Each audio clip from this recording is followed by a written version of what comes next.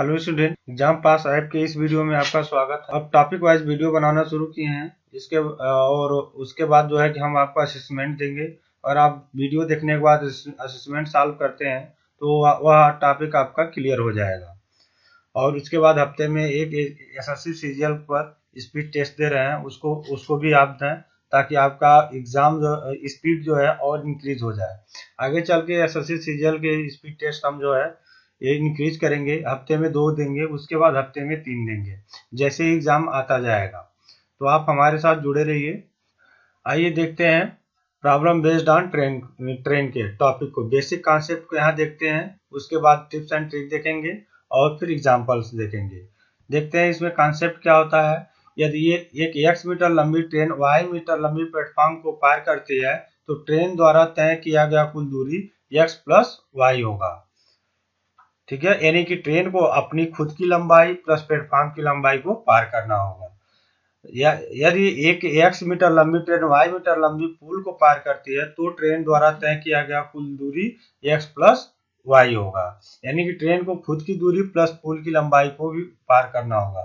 देखिए जैसे कि ट्रेन है, मान लीजिए ये x मीटर लंबी और ये y मीटर भी पुल को पार करता है।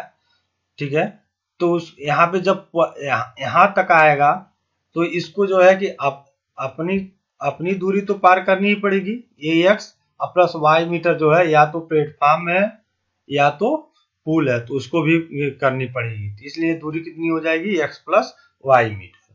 आगे देखिए, यदि एक x मीटर लंबी ट्रेन एक आदमी को पार करती है तो ट्रेन द्वारा तय किया गया कुल दूरी क्या होगा, उसकी खुद की लंबाई होगी x मीटर। यानी कि ये आदमी है, इसको अगर x मीटर लंबी ट्रेन पे क्रॉस करती है, आदमी स्थिर है तो इसको क्रॉस करती है तो इसके द्वारा चली गई दूरी, उसकी खुद की लंबाई, ट्रेन की खुद की लंबाई x मीटर होगी।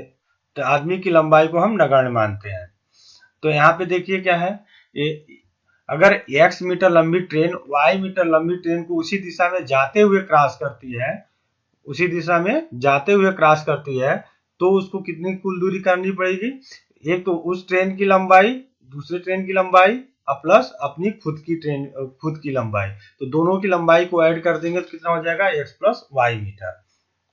और ट्रेन की चाल क्या हो जाएगी, जो रिलेटिव स्पीड हो जाएगी सापेक्षिक चाल s1 माइनस s2 और दूरी क्या हो जाएगा, x प्लस वाई। आइए देखते हैं आगे।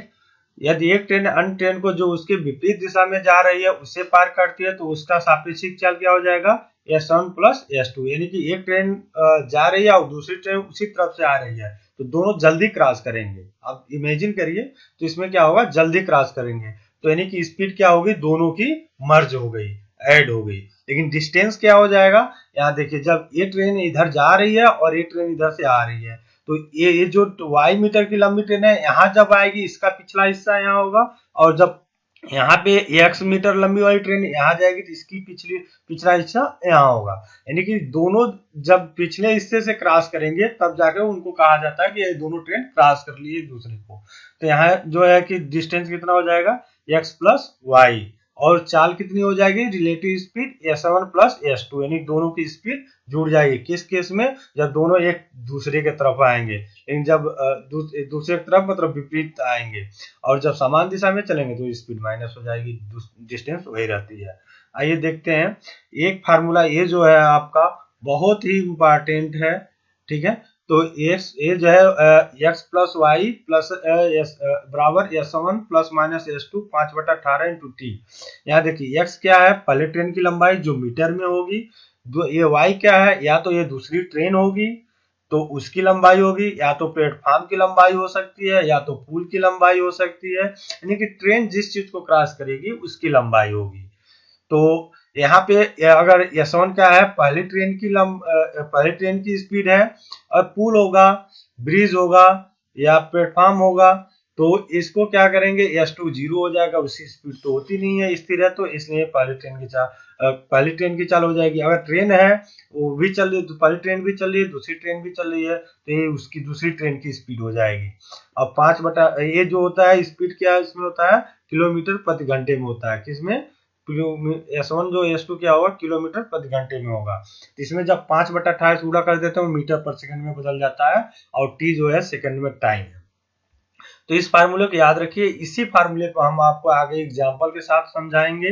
देखिए यहाँ पे स्पीड जब जो है कि ट्रेन एक दूसरे के विपरीत आएंगे तो S1 प्लस S2 हो जाएगा, जब समान दिशा में चलेंगे तो S1 माइनस S2 हो जाएगा। ठीक है, तो ये हुआ हमारा कॉन्सेप्ट वीडियो।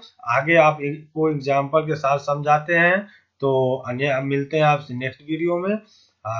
और इसी के साथ हमारे साथ जुड़े रहिए, सफलता जरूर मिलेगी। Good luck.